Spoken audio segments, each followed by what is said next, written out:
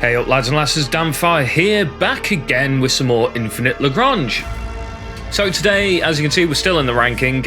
We have the Corvettes, and then there's one more ranking vid to do after this, which will be the fighters and bombers. So, before we jump into it, don't forget to like, comment and subscribe. It does help me out and it helps the channel out. And yeah, if you use any tip videos you want to see, because this is quite a short video, so I want to try and get like a second video out this week, because I feel you guys deserve that. So yeah, I want to try and get a second one. So if there's any tips that you want that I can do like recording on and stuff like that you guys think would be really useful, definitely leave a comment down below. Let me know what you guys are like having maybe difficulties understanding the mechanics of, or something like that, and I'll endeavour to provide a decent quality video for you guys to help you all out. Anyway, so the Corvettes are quite interesting, and these are where it really starts to show more on the tier list. So what I might do at some point as well is, after this, I might just take all of the carriers and do a ranking of the carriers based on them having the best possible ship, best possible Corvette you can put onto it. For example, like the AC-721, the aircraft variant that carries the Corvettes, I rank that as B in the Destroy video, and that's due to the fact that it's very situational. It depends completely and entirely on these Corvettes that you're about to see. And it could quite easily be an S-rank ship, or it could quite easily be a D-rank ship. So, because of that, and now that I'm getting the Corvettes out, and I'll have the fighters out next week, maybe what I'll do is do another ranking video, all the carriers within the game, and their ranking based on their ability to be a good carrier and the effect they have with your other ships. So I will do probably one more ranking after the fighters and stuff like that. So yeah, the two more videos of rankings, and then I'm going to be bringing out lots of tips for you and stuff like that. I've just started phase 2, and we're about a week in-ish now. It's been quite interesting because the level that you're going in at phase 2, but more about that at another time. Let's jump into the Corvettes. So, first off, we're going to go into the CV-M011. The heavy missile variant is actually not a bad ship. It comes out sort of 2,133 anti-ship damage. It is in a weird position, though, with its missiles doing 80 damage times 6 every 15 seconds. It primarily targets frigates and destroyers, so having 80 damage isn't going to be too much of an issue to it, so armor mitigation isn't too bad there. It also comes with a nice little aircraft battery that does 20 damage per hit every 3 seconds, fires 2 shots, and there's 2 of those, so it's not bad, really. It's got a little bit of capability to hold its own against other Corvettes and other fighters that are trying to knock it out. Again, they're not, for the most part, the Corvettes are anti-ship. They're not particularly the sort of set up for anti-fighter, for example. And they are very much more anti-frigate and destroyer. A couple of them can go and hit your cruisers, battle cruisers, carriers, but again, most part, they're more anti-ship. So, again, it's got a good damage profile. It is primarily targeting frigates and cruisers here, so if you are going to run it for that role, it does a good job. Now, the problem where it sort of lies is it struggles with anything above those destroyers and frigates. Its damage output at 80 means that even a base Callisto, which has got the lowest armor in the game, with 40 armor, it's 50% of your damage gone on your main damage dealing weapon. So due to that, I think I'm going to rank it A. It's low A though. It's like high B, low A, and this is due to the fact, like I said, once those frigates and Corvettes, frigates and destroyers are out, it's going to struggle against any other ship above that class. So that's the heavy missile variant. We now jump into its second variant. Just to note, there is only 2 of the Corvettes here that have second variants. This is the heavy cannon version. Now the heavy cannon drops the 2 missiles and gains a 75 damage per hit, fires 1 round every 2 seconds cannon, which is actually really not bad. It's a much faster firing weapon. Again, it's targeting destroyers, frigates and cruisers on this one. It will prioritize destroyers first, and then it'll target frigates. So again, the lack of its alpha damage isn't going to be too bad here, because it is primarily meant to be targeting the Corvettes, the frigates and destroyers, but it will target cruisers afterwards.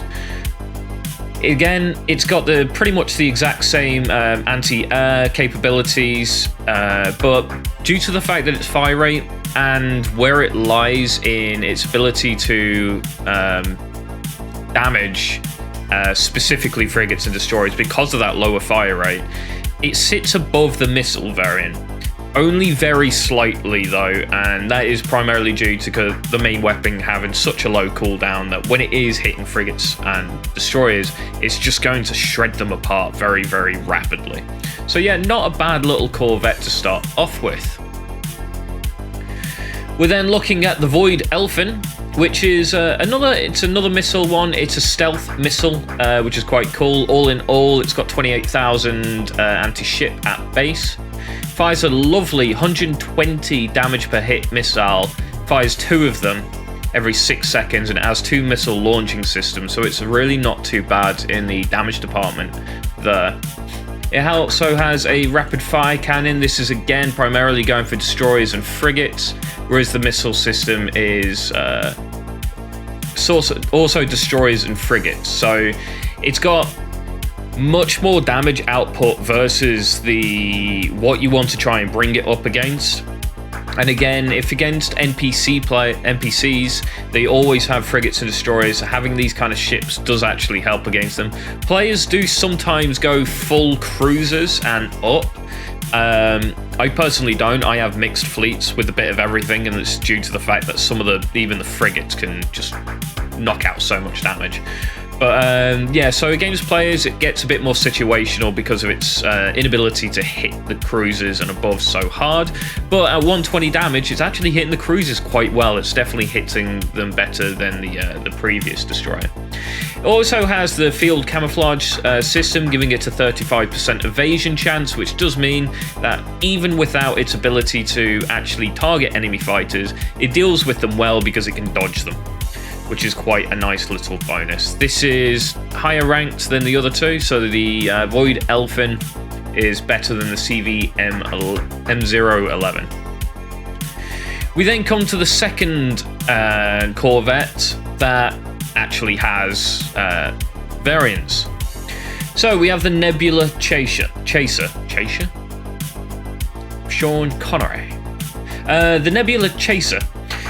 So, again, it has airborne weapon system, 2400 damage, which is not a bad little total DPM.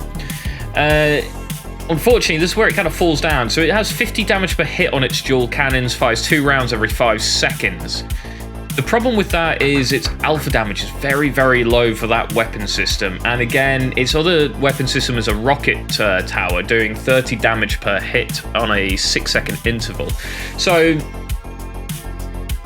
pretty much, as soon as frigates and destroyers are taken out by this thing and it starts targeting the likes of cruisers, almost all of its damage is completely mitigated, only dealing 5 damage per hit on its main cannons, only dealing 3 damage per hit on its rocket tower, which does leave it in a bit of a bad situation. And personally, I don't think it's worth running the base version anyway.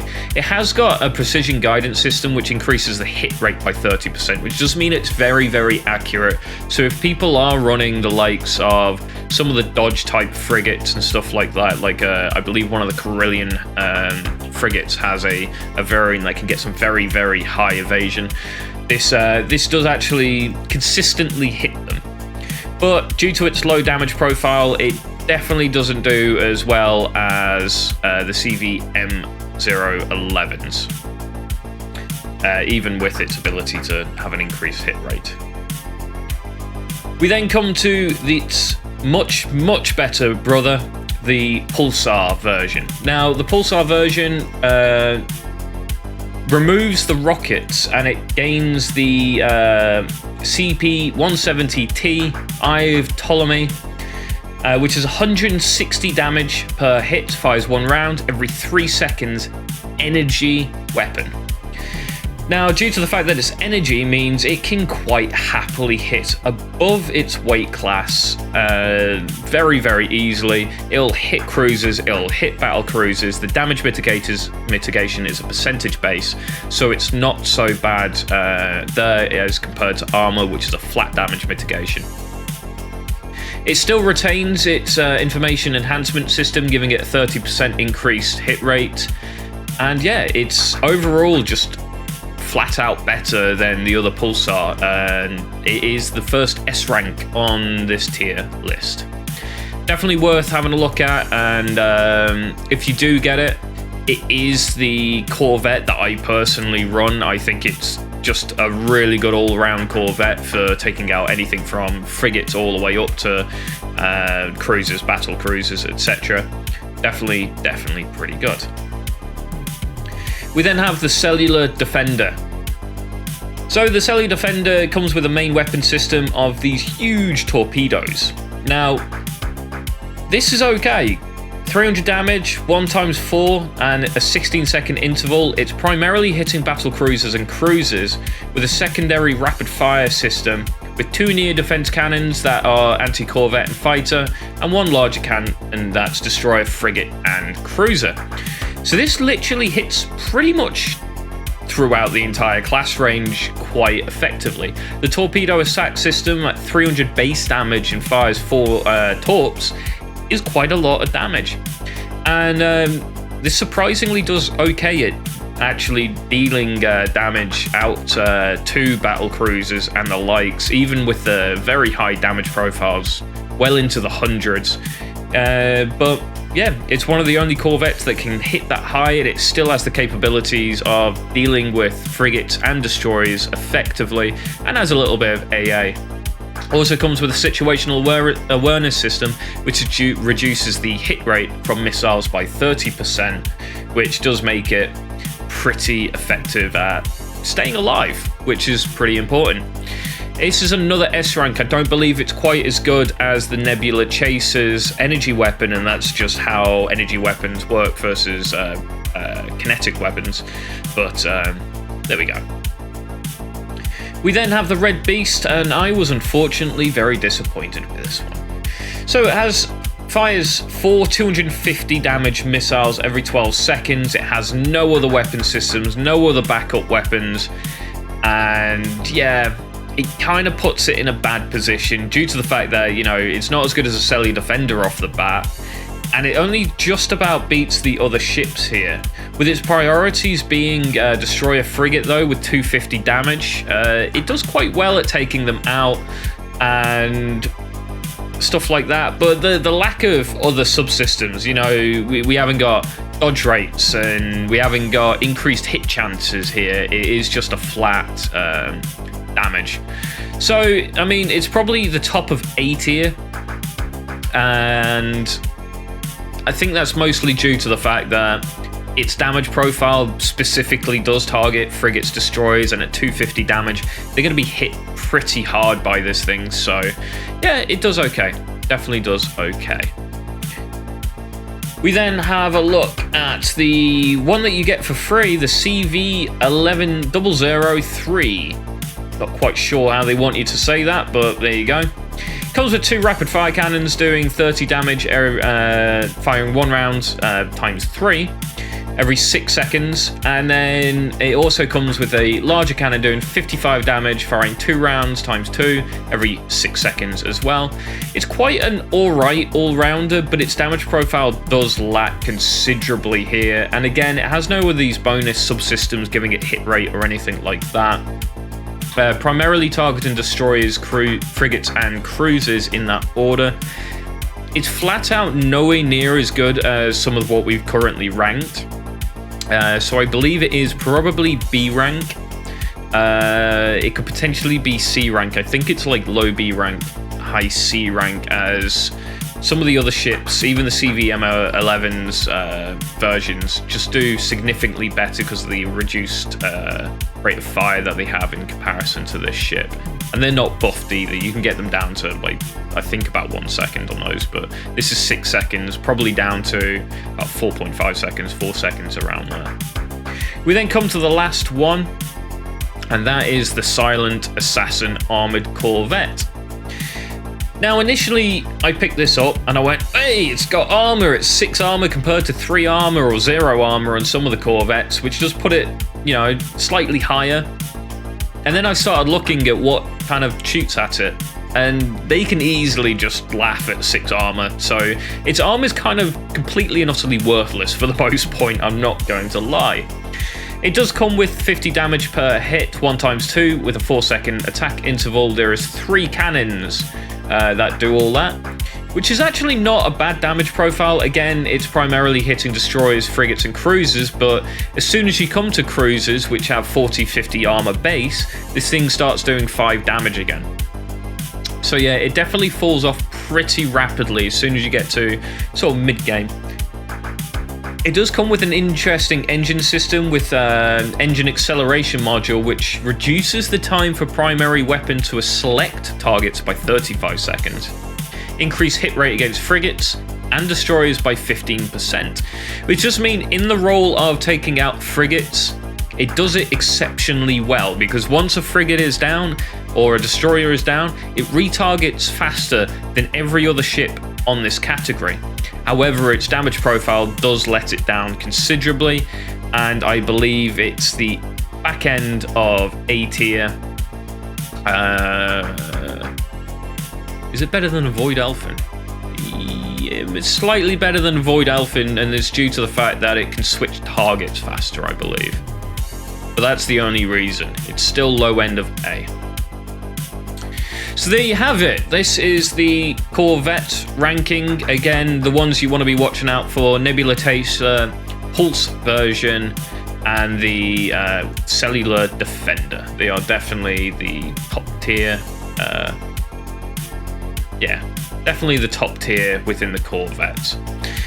So again, just a quick reminder, don't forget to like, comment, and subscribe. It does help me out and it helps the channel out. And again, any tip videos that you fancy seeing, I want to try and get one out for Sunday, because again, this is a shorter video than I usually produce for you guys.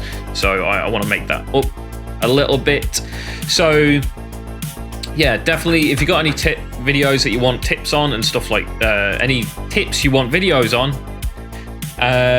just drop a comment down below. I'll read through them all. I'll pick the selection of best ones and I'll work something out. I'll try and get that for you too on Sunday. So thank you guys. Have a good one, and I'll catch you next time.